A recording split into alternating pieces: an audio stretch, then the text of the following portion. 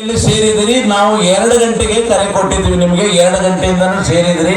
ಬಹಳಷ್ಟು ಜನ ಆಕಳ ಹಿಂಡಬೇಕು, ಹಾಲು ಕೊಡಬೇಕು ಅಂತ ಹೇಳಿ ತಾವೆಲ್ಲ ಬಹಳಷ್ಟು ಜನ ಹೋಗ್ತಾ ಇದ್ದಾರೆ.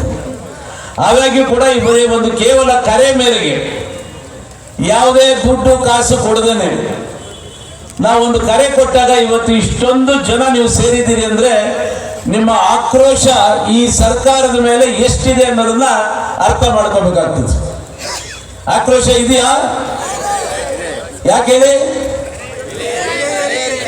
ಎಣ್ಣೆ ರೇಟು ಜಾಸ್ತಿ, ಹಾಲ್ ರೇಟ್ ಜಾಸ್ತಿ, ಆಲ್ಕೋಹಾಲ್ ರೇಟ್ ಜಾಸ್ತಿ, ಅಕ್ಕಿ ರೇಟ್ ಜಾಸ್ತಿ, ಬೆಲ್ಲದ ರೇಟ್ ಜಾಸ್ತಿ, ಡೀಸೆಲ್ ರೇಟ್ ಜಾಸ್ತಿ, ಕರೆಂಟ್ ರೇಟ್ ಜಾಸ್ತಿ, ನೀರಿನ ರೇಟ್ ಜಾಸ್ತಿ.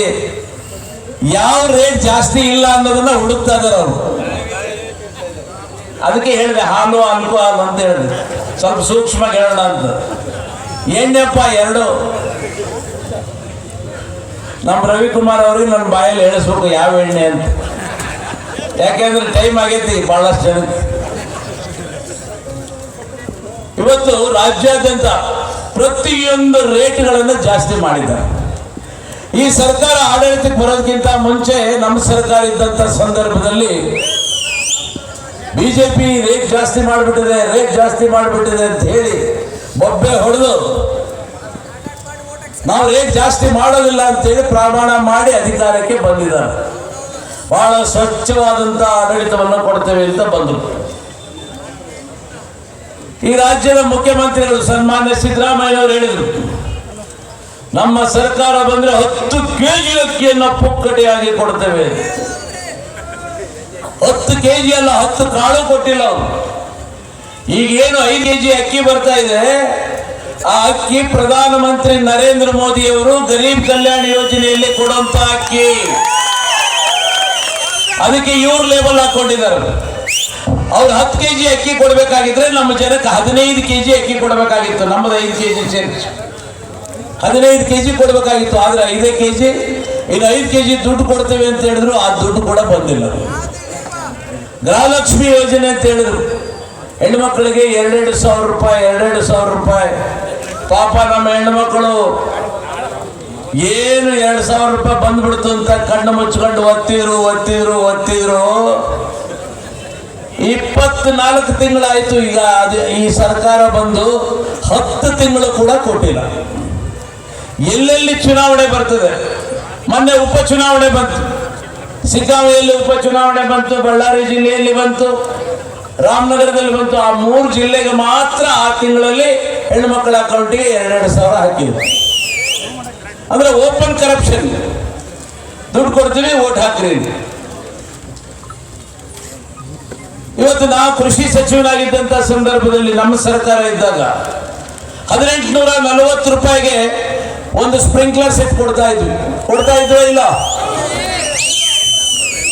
ಆದ್ರೆ ಇವತ್ತು ಅದೇ ಸ್ಪ್ರಿಂಕ್ಲರ್ ಸೆಟ್ಗೆ 4,500 ರೂಪಾಯಿಗಳನ್ನ ಕೊಡಬೇಕಾಗಿದೆ. ಬಸವರಾಜ ಬೊಮ್ಮಾಯಿ ಅವರಿದ್ದಾಗ ಮುಖ್ಯಮಂತ್ರಿ ವಿದ್ಯಾನಿಧಿ ಅಂತ ಮಾಡಿ ಬಡವರ ಮಕ್ಕಳಿಗೆ 8ನೇ ಕ್ಲಾಸಿಂದ ಹಿಡಿದು PUC ಡಿಗ್ರಿ, ಮಾಸ್ಟರ್ ಡಿಗ್ರಿವರೆಗೂ ಮುಖ್ಯಮಂತ್ರಿ ವಿದ್ಯಾನಿಧಿ ಕೊಟ್ಟಿದ್ವಿ. ಇವತ್ತು ಈ ಸರ್ಕಾರ ಬಂದ ಮೇಲೆ ಆ ಮುಖ್ಯಮಂತ್ರಿ ವಿದ್ಯಾನಿಧಿ ತೆಗೆದೇ ಬಿಟ್ರು.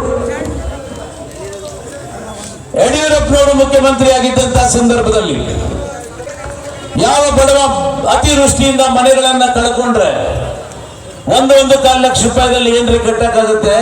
5 ಲಕ್ಷ ಕೊಡ್ತೀನಿ ಅಂತ 5 ಲಕ್ಷ ರೂಪಾಯಿ ಒಂದು ಮನೆ ಕೊಟ್ಟಿದ್ವಿ.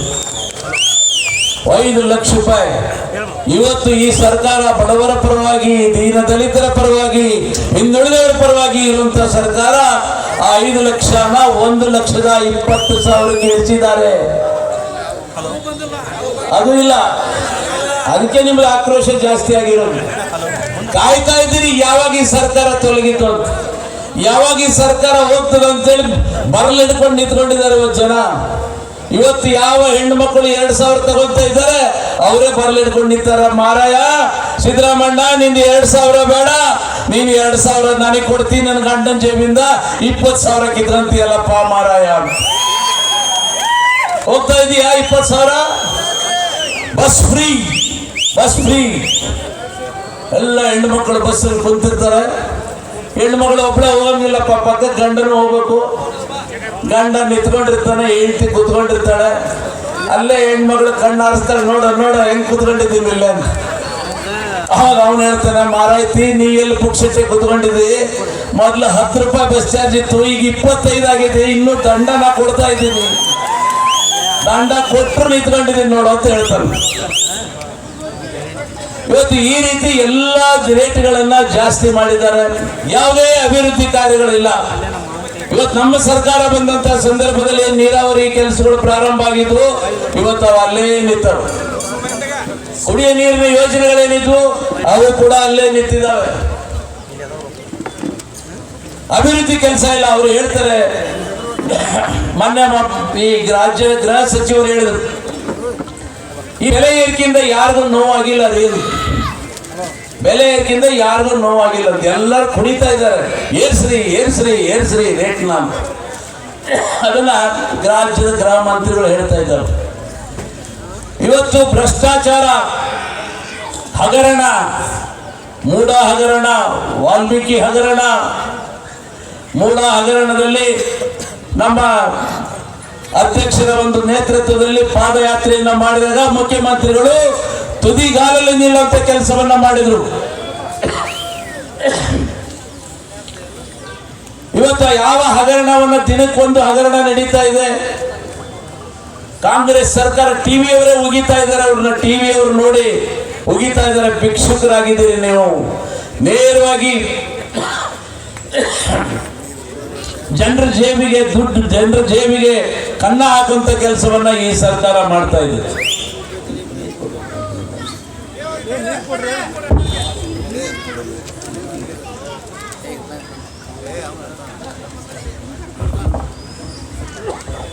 ಜನರ ಜೇಬಿಗೆ ನೇರವಾಗಿ ಕನ್ನ ಹಾಕುವಂತ ಕೆಲಸ ಇವತ್ತು ಮಾಡ್ತಾ ಇದ್ದಾರೆ, ಕಾಯ್ತಾ ಇದ್ದಾರೆ. ಇವತ್ತು ನಿನ್ನೆ ನೋಡಿ, ಶಾಲೆಗೆ ಮಕ್ಕಳು ಪರೀಕ್ಷೆ ಬರೆಯಕ್ಕೆ ಹೋದ್ರೆ ಅವ್ರು ಜನಿವಾರ ತೆಗೆಸಿದ್ದಾರೆ, ಶಿವದಾರ ತೆಗೆಸಿದ್ದಾರೆ. ಮದುವೆಯಾದ ಹೆಣ್ಣು ಮಕ್ಕಳು ಪರೀಕ್ಷೆ ಬರೆಯಕ್ಕೆ ಹೋದ್ರೆ ಹೆಣ್ಣು ಮಕ್ಕಳು ತಾಳಿನೂ ತೆಗೆಸಿದ್ದಾರೆ. ಯಾವ ರೀತಿ ಸಂಸ್ಕೃತಿ ಇವ್ರದ್ದು, ಯಾವ ರೀತಿ ಆಡಳಿತ, ಯಾರ ಮೇಲೆ ದ್ವೇಷ, ಯಾಕೆ ಈ ದುರಾಡಳಿತವನ್ನ ಮಾಡ್ತಾ ಇದ್ದೀರಿ? ಇವತ್ತೇನಾಗಿದೆ, ಭಾಗ್ಯ ಕೊಟ್ವಿ ಭಾಗ್ಯ ಕೊಟ್ವಿ ಭಾಗ್ಯ ಕೊಟ್ವಿ ಅಂತ ಹೇಳ್ಕೊಂಡು ಎಲ್ಲ ಅಭಿವೃದ್ಧಿಗಳು ಶೂನ್ಯ ಆಗಿದ್ದಾವೆ. ಜನ ಉಗಿತಾ ಇದ್ದಾರೆ, ಯಾವತ್ತು ಈ ಸರ್ಕಾರ ತೊಲಗಿತು ಅಂತೇಳಿ. ಆ ಜನರ ಒಂದು ಮನಸ್ಸನ್ನ ಬೇರೆ ಕಡೆ ಸೆಳೆಯಲಿಕ್ಕೆ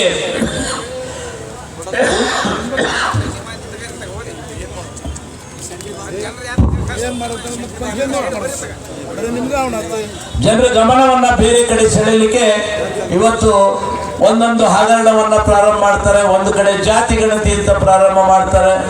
13ರಿಂದ 18ರವರೆಗೆ ಇದೇ ಸಿದ್ದರಾಮಯ್ಯನವರು ಮುಖ್ಯಮಂತ್ರಿ ಆಗಿದ್ರು. ಅವತ್ತೇಕೆ ಜಾತಿ ಗಣತಿ ತರಲಿಲ್ಲ ನೀವು?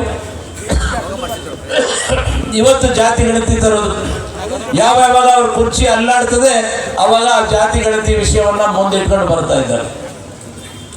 ಮತ್ತೊಂದ್ ಕಡೆ ಯಾವಾಗ ಸಿದ್ದರಾಮಯ್ಯನವ್ರ ಕುರ್ಚಿ ಒಂದು ಸ್ವಲ್ಪ ಅಲ್ಲಾಡ್ತು, ಹನಿ ಟ್ರ್ಯಾಪ್, ಹೌದವ್ರೆ, ಬೇರೆ ಯಾರು ಅಪಾದನೆ ಮಾಡ್ತಾ ಇಲ್ಲ, ಹನಿ ಟ್ರ್ಯಾಪ್ ಆಯ್ತು.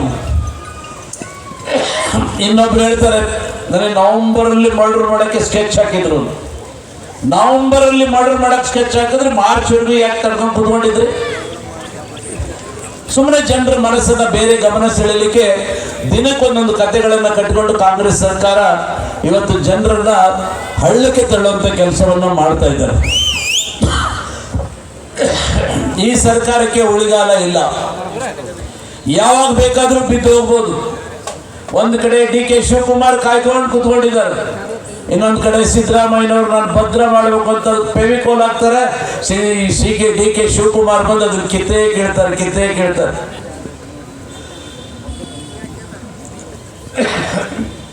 ಹಾಗಾಗಿ ಈ ಸರ್ಕಾರಕ್ಕೆ ಬಹಳಷ್ಟು ದಿನ ಭವಿಷ್ಯ ಇಲ್ಲ.